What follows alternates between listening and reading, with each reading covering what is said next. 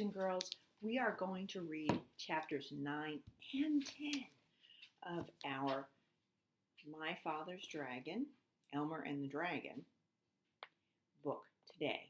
Now, there's one more book because a trilogy means 3, and we've read 2.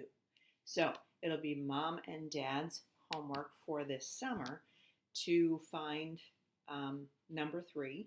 I think some have found it in the library or really inexpensively on Amazon. And read book number 3 to you. So let's get started with chapter 9. Now, if we remember, Elmer and the dragon and the canaries had found the treasure, and they figured out what the treasure was. So chapter 9 says, "Farewell. I think I ought to be going home," said Elmer the next morning as he ate the last 10 tangerines. "How do you feel, dragon?" "Fine. Why, I could fly to the moon and back." "Good," said Elmer, "because I think today is my father's birthday." He looked at the plates and the pots and the cups and the silverware and the bags of seeds spread all over the pine needles and asked, "King, what shall we do with your part of the treasure?" "Dear, dear," said the king, "well, we can plant the seeds, but I guess we ought to put the rest back in the chest. But my gold, I must have my gold. I insist upon at least 1 silver spoon," cheeped the queen. "Then I'll save out the seeds and a spoon and 3 pieces of gold," suggested Elmer, who was anxious to be off. "Better make it 5 pieces of gold," said the king. "I really ought to give 1 to Flute." Elmer packed the chest and gave the key back to the king. "Shall we bury it again?" he asked. "I suppose so," said the king with tears in his eyes. "I hate to think of it way down there, but at least it will be safe from robbers. But never mind about putting back the dirt. We can do that ourselves." So while the dragon carefully lowered the chest into the hole, while Elmer put away the shovel. Then Elmer packed his knapsack with 3 bags of gold and a sterling silver harmonica, carefully wrapping the harmonica in the burlap bag left over from the rescue. "Goodbye, everyone, and thanks for a wonderful visit," he shouted at all the canaries. "You can count on me. I'll never tell your secret to a soul." "Goodbye, Elmer, and thanks again," said the king, who was already busy giving orders to the other canaries about filling up the hole. There's the dragon lowering the chest back into the hole, and Elmer saying goodbye to all his canary friends. Flute rode on Elmer's shoulder as he and the dragon walked back to the cliff. "Goodbye, Elmer. Please give my best to your mother. She really was awfully good to me, you know." "I will, Flute, and goodbye," said Elmer, wondering if he didn't have some little thing to give Flute. He looked once more in his knapsack and found he still had 3 sticks of chewing gum and half a package of rubber bands. "I don't suppose you'd like to have these?" he asked. "I'd love them," said Flute. "I'll keep them with my gold piece, and I'll be even richer than the king, because I'll keep my treasure where I can see it every day." Flute told Elmer and the dragon the best way to fly to Nevergreen City, and then Elmer hopped aboard, waving farewell to Flute and Feather Island. There's Elmer and the dragon, and there's Flute with all his treasure. Right, that was the end of chapter 9, so let's go on to chapter 10. Elmer flies home. They flew and flew, the dragon trying hard not to look at or think about the wet, wet ocean. Elmer sat watching their shadows rippling over the waves beneath them, feeling washed by the cool morning breeze.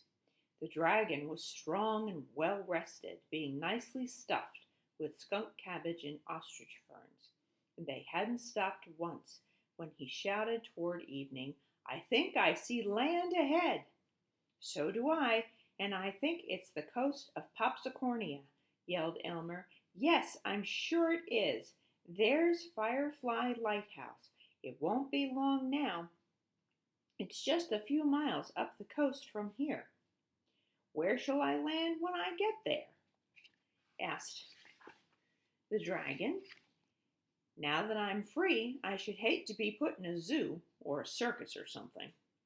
Well, it'll be dark soon. I think you could land on the wharf without attracting attention. Of course, we'll have to be quiet.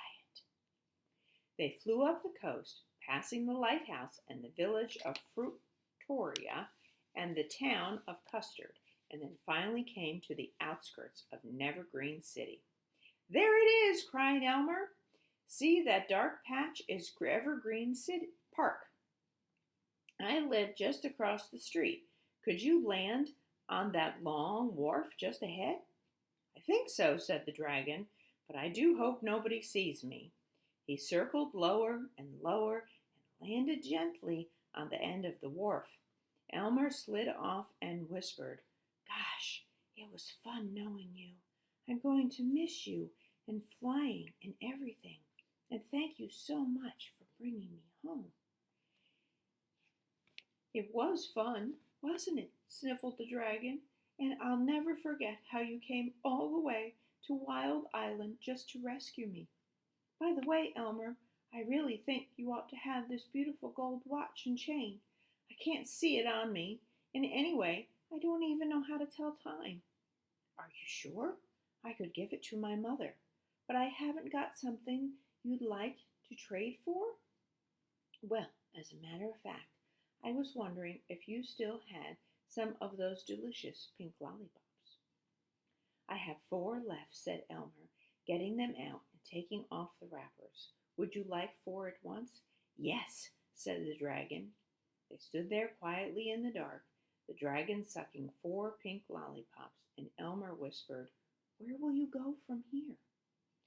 I'll go to find my family in the great high mountains of Blue Land, said the dragon, thinking of his 6 sisters and 7 brothers and his gigantic mother and father. I'd like to go there too someday, said Elmer. Well, maybe you will, but listen, I hear voices. Men are coming down the wharf. Quick, you'd better hurry. Goodbye, dear dragon. The dragon flew up into the darkness just as 2 watchmen thumped by to make their rounds. Elmer hid behind a crate and heard one say, Funny, I was sure I heard voices, and I know I heard something big flying just over our heads. Look, 4 lollipop wrappers, said the other watchman, who had been searching the wharf with a lantern. Said the first watchman, and then they walked back down the wharf. Elmer followed them at a distance, and while they were telling another watchman about the lollipop wrappers, he ran as fast as he could through the streets of Evergreen Park. There's the 2 watchmen, and there's the dragon flying away. And you can see Elmer peeping out from behind the crate. So he ran through Evergreen Park all the way home. He leapt up the porch steps 3 at a time, yelling, Mother, Daddy, I'm home. Happy birthday.